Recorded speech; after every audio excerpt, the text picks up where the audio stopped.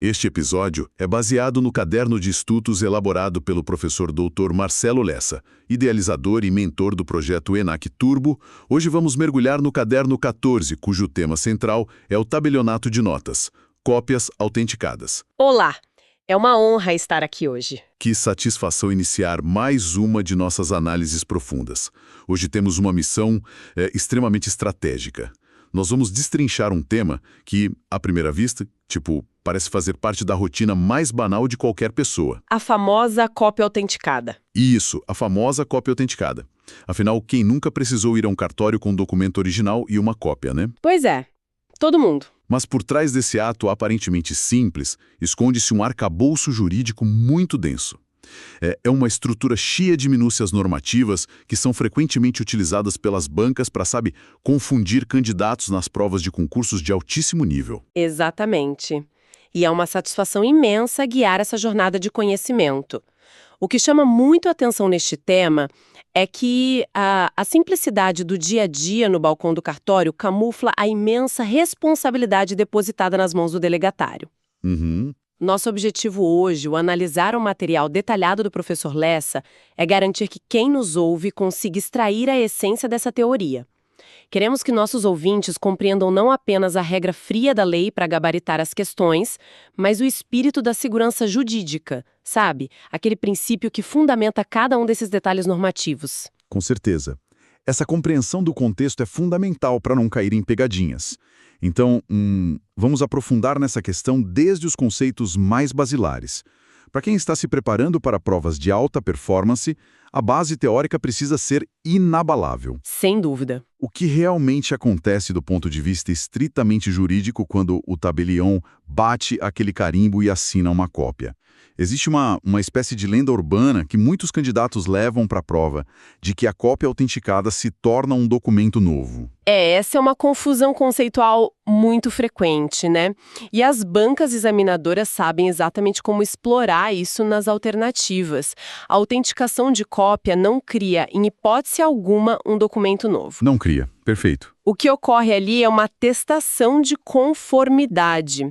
A natureza jurídica desse ato notarial é a certificação, revestida de fé pública, de que uma reprodução, seja ela mecânica ou eletrônica, é absolutamente fiel ao documento original que foi apresentado. Entendi. O tabelião, na figura do Estado, atesta que aquela cópia é a exata imagem daquele original.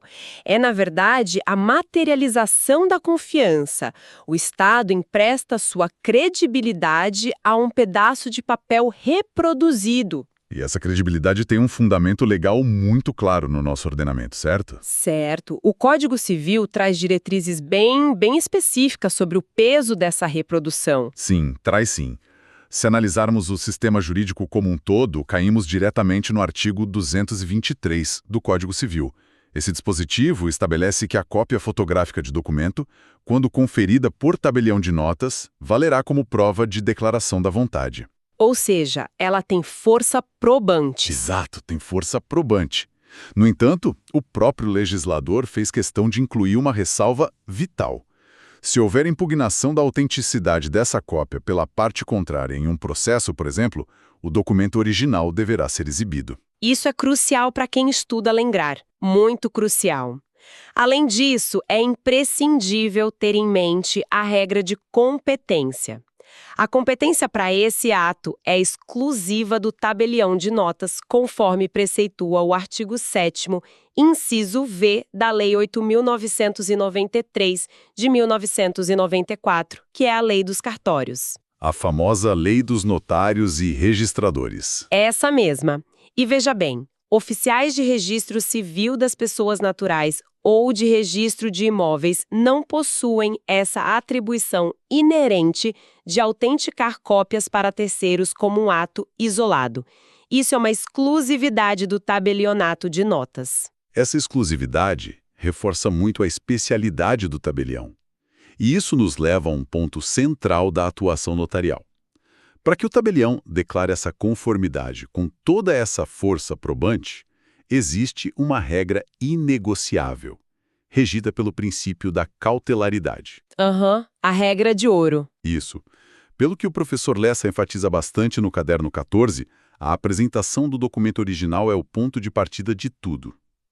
Tipo, sem o original físico nas mãos, o ato simplesmente não acontece. É o requisito primordial. A condição absoluta para a prática do ato é a apresentação do original para o confronto. O notário ou seu preposto autorizado precisa colocar o documento original lado a lado com a cópia e fazer uma conferência visual minuciosa, sabe? Letra por letra, selo por selo. Nossa, um trabalho cirúrgico. Muito cirúrgico. E o princípio da cautelaridade vai muito além de apenas constatar a presença do documento ali no balcão. Ele exige a análise da integridade e da rigidez desse suporte físico. O tabelião atua como um verdadeiro filtro preventivo. É nesse filtro que entram as restrições que muitas vezes geram atritos no atendimento diário e, claro, dúvidas nas questões objetivas das provas. Se o cidadão apresenta um documento original que está rasurado, com borrões de tinta ou com nítidos sinais de adulteração, a conduta correta do tabelião é a recusa imediata do ato. Sem dúvida alguma. Se o original apresenta rasuras que comprometam a sua veracidade ou a inteligibilidade de elementos substanciais, o ato deve ser recusado. O tabelião não pode, de forma alguma, emprestar a sua fé pública a um documento que já nasce sob suspeita. Seria uma contradição com o próprio propósito do cartório. Exatamente. A fé pública é um atributo de altíssima segurança jurídica fornecido à sociedade. Autenticar uma cópia de um original grosseiramente rasurado seria chancelar uma possível fraude, dando uma aparência de regularidade a algo viciado. Compreender essa lógica da cautelaridade nos ajuda a entender as chamadas vedações clássicas que o material aborda. Uma das questões mais recorrentes, e que o professor Lessa faz questão de destacar com alertas do material, diz respeito à famosa cópia da cópia. Ah, esse é um clássico nas bancas. Sim, afinal, juridicamente falando, é possível autenticar a cópia reprográfica extraída de uma outra cópia que já está autenticada. A regra geral é clara e definitiva: não.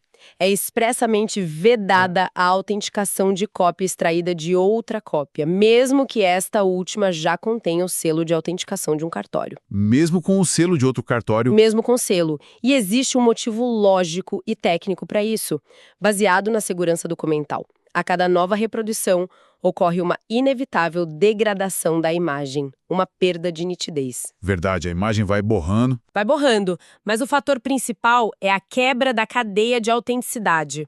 O tabelião só pode atestar a conformidade se ele puder confrontar a cópia com a sua fonte primária, o verdadeiro original.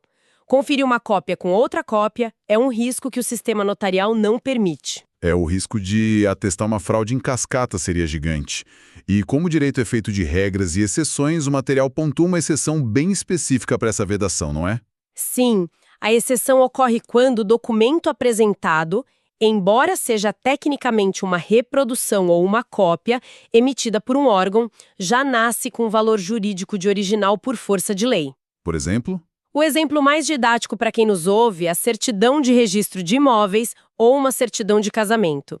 Elas são extrações, cópias do que está escrito no livro do cartório, mas a lei lhes confere força probante de documento original. Ah, entendi. Elas nascem cópias, mas valem como originais. Perfeito!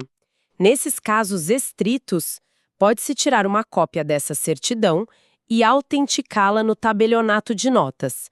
Mas, para documentos de identificação comuns, contratos particulares e afins, a vedação da cópia é absoluta. Um ponto muito bem observado. Outro cenário do cotidiano que o material destrincha de forma muito prática envolve o papel térmico, aqueles comprovantes bancários impressos em caixas eletrônicos que, com a ação do calor ou do tempo, acabam apagando completamente. Nossa, isso acontece muito. Demais. Como o tabelionato deve proceder quando alguém precisa eternizar essa prova de pagamento antes que a tinta desapareça? Porque a pessoa precisa comprovar que pagou. Essa é uma questão excelente sobre a conservação de direitos. O papel térmico se degrada de forma acelerada. A solução notarial correta, que é recomendada pelas corregedorias e detalhada passo a passo no nosso caderno base, não é simplesmente bater o carimbo do cartório diretamente em cima do papel térmico. Até porque a tinta do carimbo estraga o papel térmico, né? Exatamente. A química da tinta do carimbo pode acelerar o apagamento dos dados, resultando num selo notarial atestando um papel em branco pouco tempo depois. E qual é a saída, então? O procedimento normativo exige instruir a parte a extrair uma cópia desse comprovante em um papel durável, como papel sulfite padrão. Na sequência, o tabelião confronta essa cópia, no papel durável, com o original em papel térmico enquanto ele ainda está legível. Estando idênticos, ele avança. Isso. Estando idênticos, a autenticação é feita na cópia em papel sulfite. Assim, a eficácia probatória do documento é preservada contra a ação do tempo. É uma blindagem para o cidadão. Faz todo sentido quando olhamos o contexto da preservação da prova. Mudando um pouco o escopo, vamos analisar uma situação muito comum no direito empresarial. Vamos lá. Uma empresa precisa autenticar diversos contratos redigidos integralmente em inglês. Qual é a diretriz para documentos em idioma estrangeiro? O tabelião se recusa por não dominar o idioma. O direito notarial é bastante sofisticado ao tratar desse tema. É preciso separar a forma do conteúdo. Para que um documento estrangeiro produza efeitos legais plenos no Brasil, perante terceiros e órgãos públicos, a Lei de Registros Públicos é taxativa. Ela exige a tradução. Exige-se a tradução juramentada e o registro no cartório de registro de títulos e documentos. Contudo, se o objetivo for apenas a conservação do suporte físico, a garantia da forma daquele papel, as normas permitem que o tabelião autentique a cópia do documento estrangeiro. Então pode autenticar a cópia do documento em inglês. Pode sim. A grande ressalva, que costuma ser objeto de prova para tentar confundir o candidato, é que essa autenticação atesta única e exclusivamente que a cópia é um reflexo visual fiel daquele papel estrangeiro apresentado.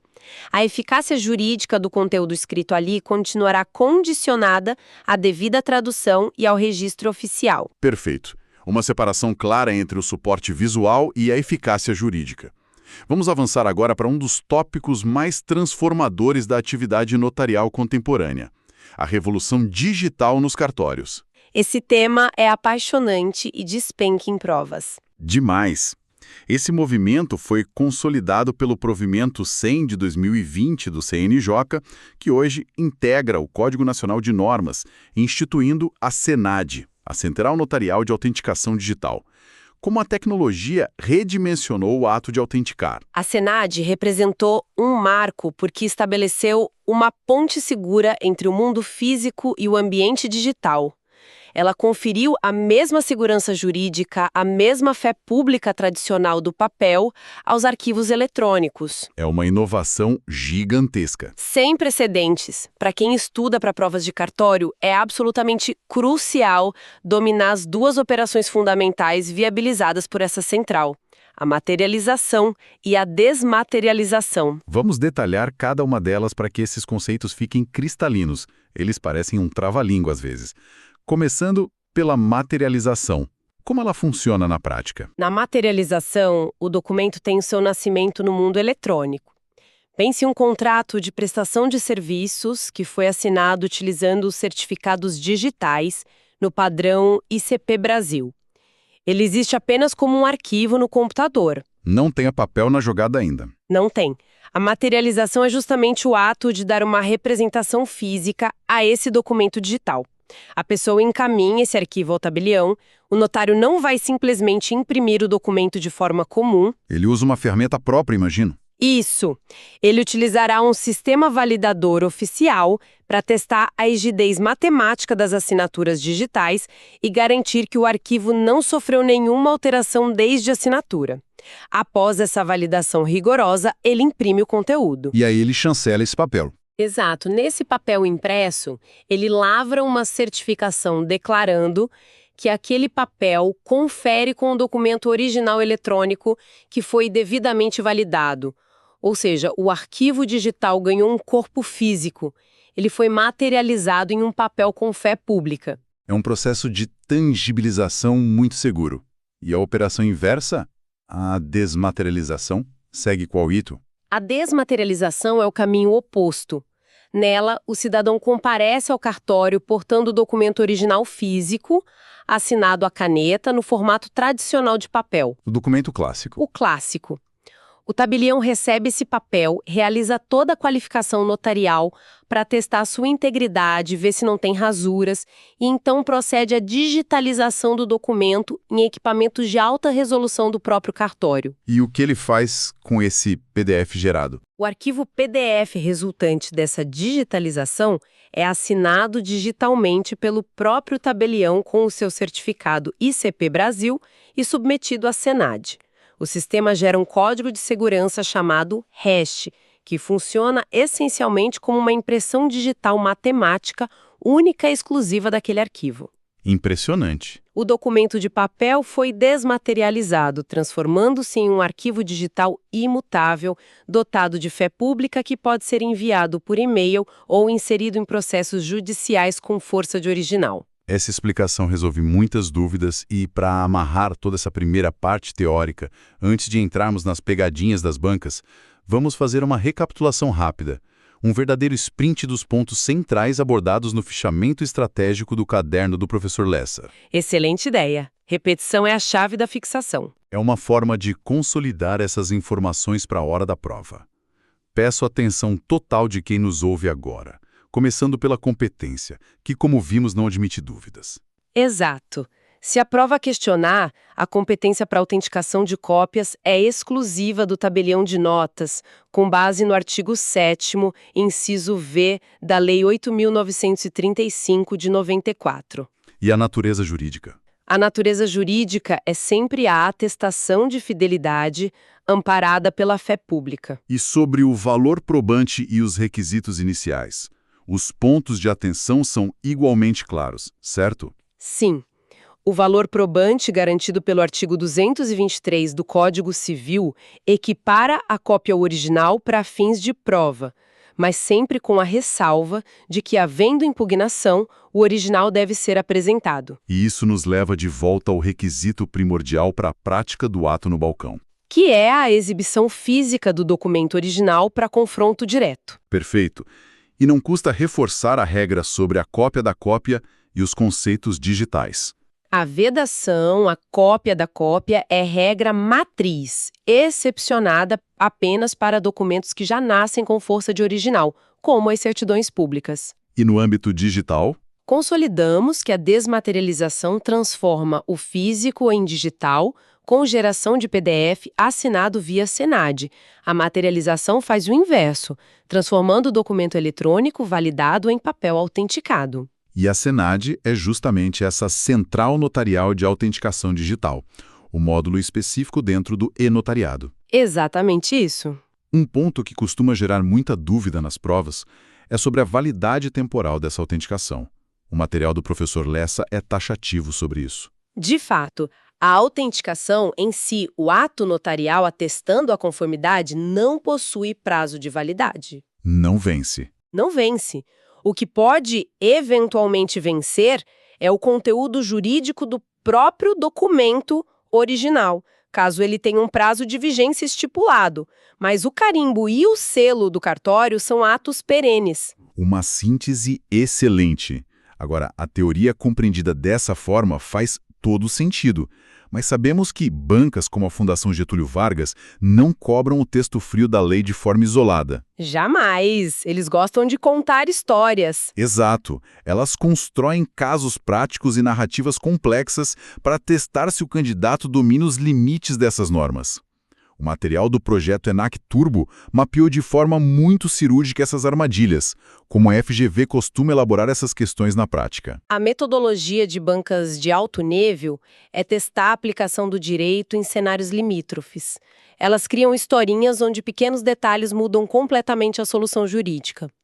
O professor Lessa identificou algumas dessas abordagens clássicas no material. A primeira grande armadilha mapeada é a inversão de conceitos no enunciado. Como funciona essa narrativa da inversão de conceitos no enunciado da prova? A banca elabora uma questão contando a história de um advogado que precisa desmaterializar um processo volumoso. O enunciado afirma categoricamente que, para agilizar o atendimento, a nova lei permite que o próprio cidadão digitalize o documento em sua casa. Usando o scanner dele. Isso utilizando o seu scanner pessoal e envia o arquivo em PDF simples por e-mail para o cartório. O tabelião, então, apenas conferiria o arquivo na tela e aplicaria o selo digital da SENAD. Muitas pessoas marcam essa alternativa como correta, pensando na modernização dos serviços. E por que essa conduta descrita pela banca é uma violação grave das normativas? Porque ela destrói o princípio da cautelaridade. Na desmaterialização, o tabelião precisa segurar o original físico nas próprias mãos. Ele precisa sentir a textura do papel, verificar contra a luz se há indícios de lavagem química, identificar rasuras sutis. É uma perícia visual. Uma verdadeira qualificação notarial. Apenas após essa qualificação física rigorosa é que o próprio cartório procede à digitalização. A tecnologia modernizou o formato final do documento, mas de forma alguma dispensou o dever de diligência presencial e a conferência física por parte do delegatário. Essa análise da cautelaridade derruba a alternativa na hora. Uma segunda armadilha muito interessante apontada no caderno envolve os contratos digitais particulares. Outro ponto sensível. Vamos imaginar um cenário de prova. Um contrato de locação redigido no Word e assinado pelas partes utilizando certificados digitais no padrão ICP Brasil. O locatário salva o arquivo em um pendrive, leva até o balcão do tabelionato e solicita a materialização. Certo. A banca costuma colocar uma alternativa afirmando que o ato deve ser recusado sob a alegação de que apenas documentos gerados dentro do ecossistema do próprio e-notariado poderiam ser materializados. Isso procede? É uma afirmação totalmente incorreta que tenta criar uma falsa limitação técnica. A materialização alcança perfeitamente os documentos digitais que nasceram fora do ambiente dos cartórios. Desde que tenham validade. Exato. Desde que possuam assinaturas digitais legalmente validáveis. Se o contrato de locação particular possui assinaturas ICP Brasil, o tabelião insere esse arquivo no validador oficial do Instituto Nacional de Tecnologia da Informação, o ITI. Entendi. O sistema atesta que a cadeia criptográfica é íntegra e que as assinaturas são válidas. Feito isso, o tabelião imprime o contrato e lavra a certificação materializando-o. Não existe qualquer reserva de mercado que restringe a materialização a atos notariais. A fé pública alcança, assim, os documentos particulares natos digitais. Isso mostra a capilaridade e a importância da materialização no mundo dos negócios hoje. Uma terceira situação de prova, que reflete uma mudança muito recente de comportamento da sociedade, diz respeito à CNH digital. Nossa, essa pega muita gente de surpresa. A FGV gosta de construir enunciados afirmando que documentos de identificação oriundos de aplicativos governamentais não podem ser objeto de autenticação em formato de papel. O argumento deles na questão é que o tabelião não teria como reter o documento para conferência ou atestar sua fonte. Isso é um obstáculo real. Trata-se de outro mito que as bancas tentam transformar em regra para induzir ao erro. O material demonstra a viabilidade técnica e jurídica da materialização de documentos oficiais digitais, como a CNH. Como o cartório faz isso de forma segura? Utilizando o aplicativo oficial de leitura, como o sistema VIL, desenvolvido pelo governo federal, o tabelião faz a leitura do QR Code presente no aplicativo do cidadão. Esse sistema cruza os dados em tempo real, verificando a autenticidade daquele documento diretamente nos servidores do SERPRO. Então a validação é sistêmica e oficial. Completamente oficial. Uma vez validado o QR Code de forma sistêmica, o tabelião procede com a materialização, imprimindo a representação visual da CNH e certificando a correspondência exata. O mundo digital oficial possui uma presunção de veracidade que pode perfeitamente ser traduzida para o papel através do ato notarial. É a tecnologia governamental e a atividade notarial atuando em sincronia total. E para fechar as armadilhas, chegamos à quarta situação prática, que envolve a certidão rasurada e o falso mito da neutralidade notarial. Essa é de um rigor ético e legal impressionante. O cenário de prova normalmente narra a chegada de um cidadão com uma certidão de casamento original, mas que possui um nítido risco de caneta sobre o ano em que o matrimônio foi celebrado. Uma rasura grosseira. Certo. O requerente exige a autenticação, alegando que quer a cópia exatamente no estado em que se encontra e argumenta que o cartório deve atuar apenas como um espelho neutro, limitando-se a registrar a existência da rasura. O enunciado sugere como correta a conduta do tabelião, que coloca um carimbo de documento rasurado e procede com a autenticação. É uma armadilha perigosa, não é? É a armadilha mais sutil porque apela para o senso comum de que uma mera cópia não altera os fatos. Mas no campo do direito notarial, a realidade exige extrema segurança prévia. Não tem meio termo. Não tem. O princípio da segurança jurídica e o da cautelaridade impõem ao tabelião o dever indelegável de qualificação negativa. Se a rasura atinge um elemento substancial do documento, como é o caso da data de um fato jurídico vital como casamento, esse suporte físico está viciado de forma irremediável perante a fé pública. O tabelião não é só um carimbador. De jeito nenhum.